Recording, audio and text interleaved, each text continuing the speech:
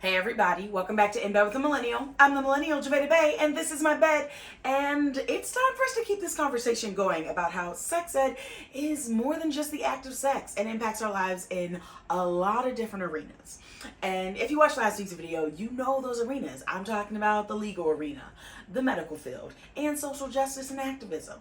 But today specifically, I want to talk about how sex ed can impact our laws and policies and all of that jazz. So let's get into it.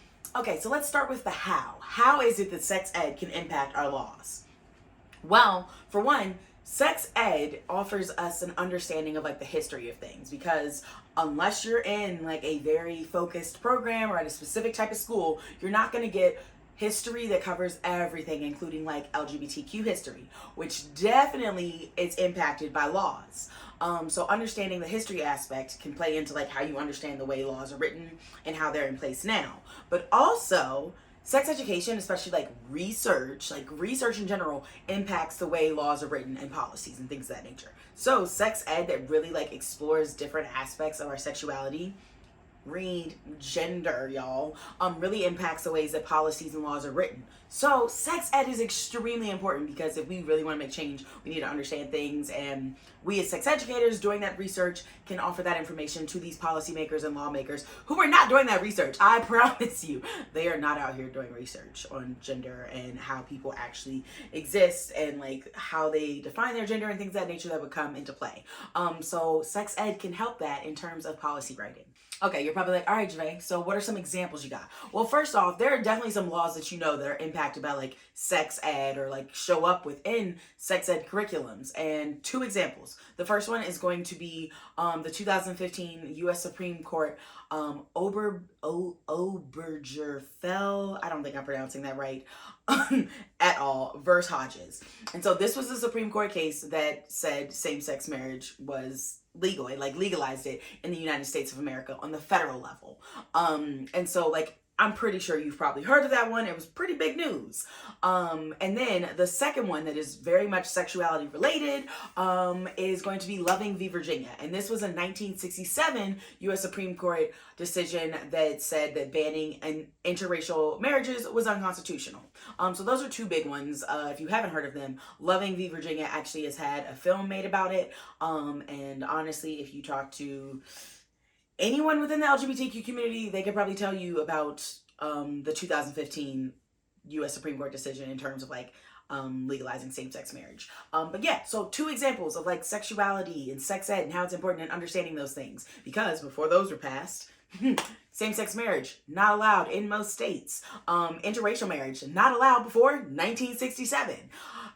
So yeah, sex ed is important to understand those things also, because in terms of the 2015 Supreme Court decision, they used the Loving v. Virginia as a reason to support it. So if you have an understanding, if you know these things, if you know how things change and have come to be, you like are like, oh, okay, I really recognize the importance of this law. And you get it. You know these things, which is important in conversations, but also in elections. We just had an election, and if you know things, you can recognize on a ballot, be like, wait, actually, that's not cool. Or wait, actually, yes, thank you, I support that.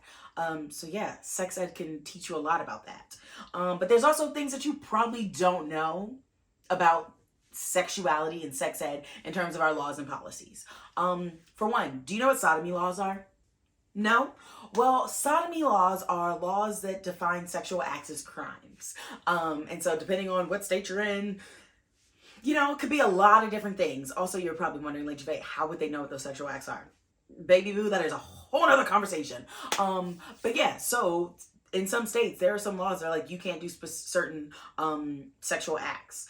And historically, a lot of them have been like things like oral sex. Like, don't do that. That's inappropriate. That's a crime. You can go to jail for it. Or gay sex acts. I use air quotes because the act of something is not gay. The people engaging in it can be gay, but that's how it was like described and used to specifically target LGBTQ people. So if they were like, oh, you're gay, you're probably having gay sex in your home, they could charge you with sodomy laws. So it's really important to understand that history, because guess what, y'all? Sodomy laws are still in the books in 15 states. 15 states in the United States still technically have laws that they could use to arrest you and charge you with a crime for having sexual acts as consenting adults. Like, this is why sex ed's important. Are you curious as to what those states are? Florida, Kansas, Kentucky, Georgia, Louisiana, Michigan, Minnesota, Maryland, Massachusetts, I think that's MA. Who knows? My note taking ain't the best, obvious. North Carolina, Oklahoma, South Carolina, and Texas. So those are the 15 states where on the books, on the law books, there are still laws that say sodomy, like specific sex acts, are crimes. And it's really important to recognize this in terms of like historically, because that meant like there were a lot of folks who were getting arrested for stuff way back in the 60s, 50s days for doing sexual acts of their own volition. Like, also, like, it makes you think about, like, how is it that we can write laws that dictate what people do in their bedroom? It's wild. I know. It's wild. But for some odd reason, we have them on the books. Not odd reason. I can tell you what it is. Puritanical culture. Like, the roots of our country. Just, again, another conversation. In that same vein, did you know that there used to be, like, cross-dressing laws? Which meant that if you were seen wearing clothes that did not align with your gender, you could be arrested. Yeah, right? Like, you're, like, processing that and you're like, what? Yes. This has, like, really not been a problem since, like, the Stonewall riots. Since then, like, it's not been really enforced by law enforcement. But, yeah, there were laws. So, like, you can't do that. No. We will not allow this. Which is, again, like, systems trying to uphold, like, specific things for the betterment of, like, a specific group of people. It's BS. But, luckily, not enforced, thank goodness. But, like, yeah, think about how that would impact if it were still enforced. Like, how would that impact transgender folks today?